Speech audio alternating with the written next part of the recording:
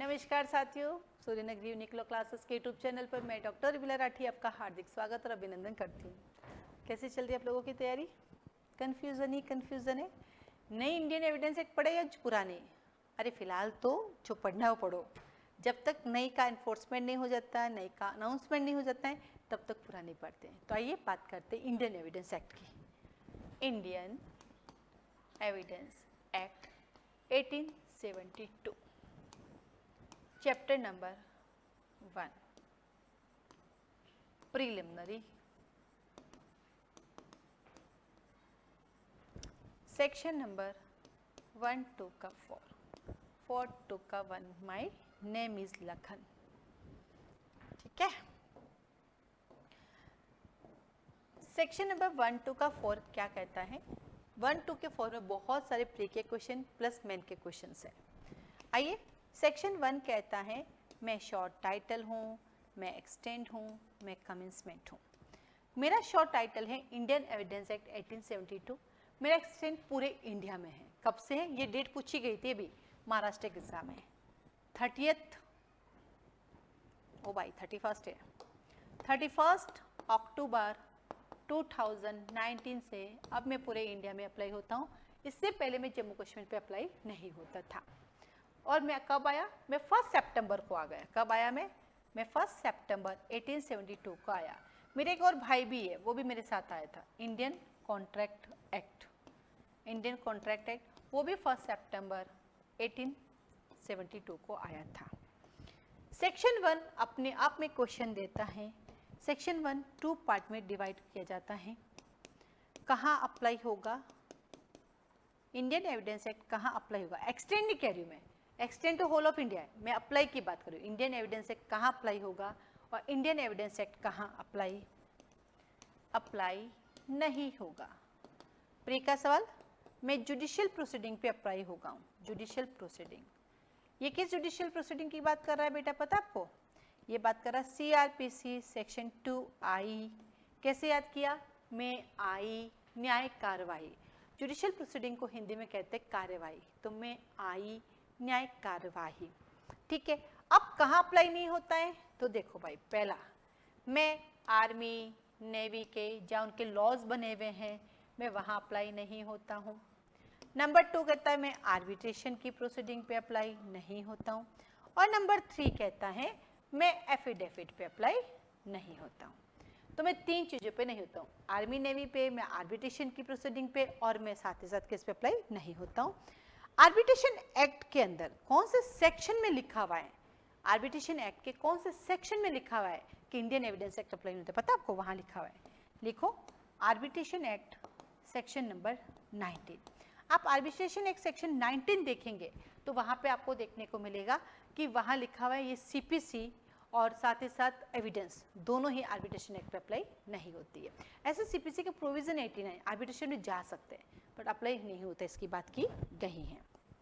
ठीक है, देन आता है आपके पास एफिडेविट। एफिडेविट पे अप्लाई नहीं होता। अब आया एफिडेविट, एक वर्ड आता है एफिडेविट, हिंदी वाले इसको बोलते हैं शपथ पत्र। क्या बोलते हैं बेटा? शपथ पत्र। एक होता है ऑथ। क्या होता है? एक ऑथ, OATH, इसको बोलते हैं शपथ। आखिर ये दोनों क्या है?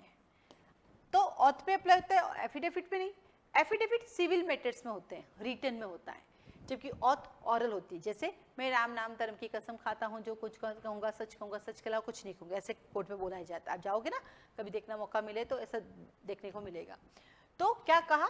एफिडेविट शपथ पत्र रिटन में होता है, मोस्ट ऑफ सिविल केसेस में काम आता है। कभी कभार आपको CRPC में भी देखने को मिलता है। CRPC में कहाँ देखने को मिलता है? सेक्शन नंबर 67 68 की प्रोसीडिंग पर CRPC में। और कहाँ देखना पड़ता है? Chapter number 21A plea bargaining में। और कहाँ देखने को मिलता है आपको?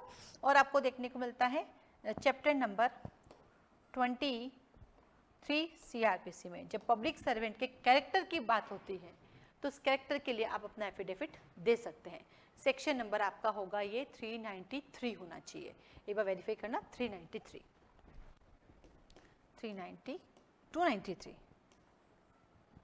293, एक बार वेरीफाई इसको करिएगा। ठीक है, तो सीआरपीसी में 3 ही प्रोविजंस है इसके जहाँ एफिडेविट होता है, बाकी सब जगह पे सीआरपीसी में एफिडेविट पे काम नहीं होता है, एफिडेविट सिविल में काम होता है।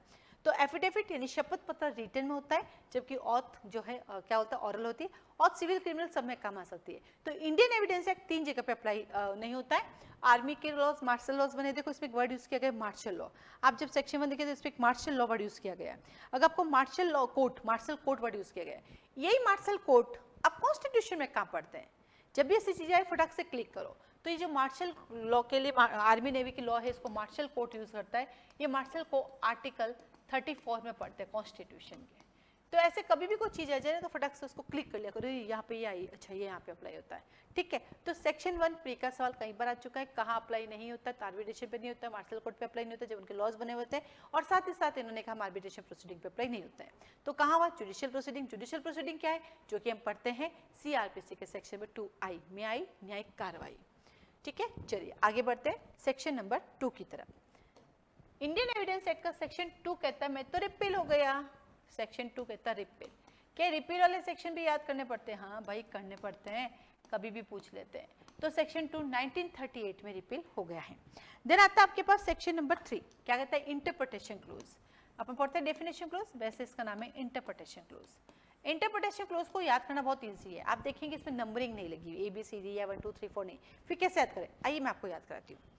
इंडियन एविडेंस एक्ट में आप देखिएगा अपने बैग में, सबसे पहले मैं जाती हूँ कोर्ट। ये लीजिए मैं कोर्ट गई, पहला डेफिनेशन कोर्ट की। कोर्ट में जाके मैं फैक्ट प्रोड्यूस करती हूँ। फैक्ट कैसे होते हैं बेटा? रेलेवेंट फैक्ट होते हैं, या फिर कैसे फैक्ट होते हैं? फैक्ट इन इशू होते हैं, या तो रेलेवेंट फैक्ट या फैक्ट इन इशू होते हैं। फैक्ट इन इशू के आए आपके पास, फैक्ट इन इशू हुआ। फैक्ट इन इशू को कोर्ट में कैसे पेश करोगे आप? डॉक्यूमेंट के थ्रू। ये डॉक्यूमेंट क्या है? आपकी एविडेंस है। एविडेंस को क्या करना पड़ता है? Proved, disproved and not proved. और ये सब कहाँ होता है बेटा? इंडिया में। ये सब कहाँ होता है? इंडिया में। हो गया ना सेक्शन 3 याद? 1 मिनट लगा, याद हो गया। इसकी डिटेल मैं आपको नेक्स्ट वीडियो में पढ़ाऊंगी, ठीक है।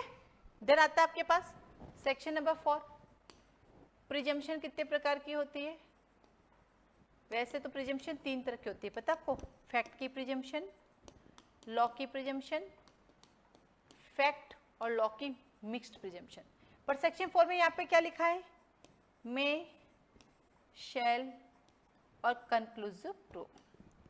तो सेक्शन 4 कितना? प्रिजम्पशन, मे प्रिजम्पशन, शैल और कंक्लूसिव प्रूफ की बात करता है। तो चैप्टर 1 प्रीलिमिनरी है। प्रीलिमिनरी में सेक्शन 1 मैंने आपको डिटेल पढ़ाया, सेक्शन 2 रिपील है, सेक्शन 3 डिटेल का नेक्स्ट वीडियो में आएगा, और सेक्शन 4 भी डिटेल में नेक्स्ट वीडियो में आएगा, ठीक है। आने वाली जो नई भारतीय साक्ष्य अधिनियम है उसमें सेक्शन 4 जो है वो सेक्शन 2 में चला गया। रिपील वाला सेक्शन उड़ा दिया, जो 3 था इंटरप्रिटेशन उसको 2 बना दिया, और ये प्रिजम्पशन की डेफिनेशन अब 2 में डाल दिया, ठीक है, नए वाले में। तो आज इसको याद कीजिएगा। फिर नेक्स्ट वीडियो में आपको मिलेगा सेक्शन 3 का डिटेल आपको कंप्लीट प्री प्लस मेन के लिए, और सेक्शन 4 भी आपको मिलेगा प्री प्लस मेन के लिए। देखते रहिए सूर्यनगरी यूनिक लॉ क्लासेस के यूट्यूब चैनल को, और साथ ही साथ फाउंडेशन बेसिस हमारे यहाँ चलते हैं, आप हमें ज्वाइन कर सकते हैं। छोटे छोटे प्रयासों से बहुत सारा रिजल्ट है हमारे पास, आप हमारे रिजल्ट को देख सकते हैं। हमारे व्हाट्सएप स्टेटस पर आए दिन रिजल्ट लगता रहता है। अगली बार मौका मिला तो आपको मैं अपने यूट्यूब पे भी अपने रिजल्ट्स को शेयर करूंगी। आज के लिए धन्यवाद, ऑल द बेस्ट, तैयारी करते रहिए अपनी।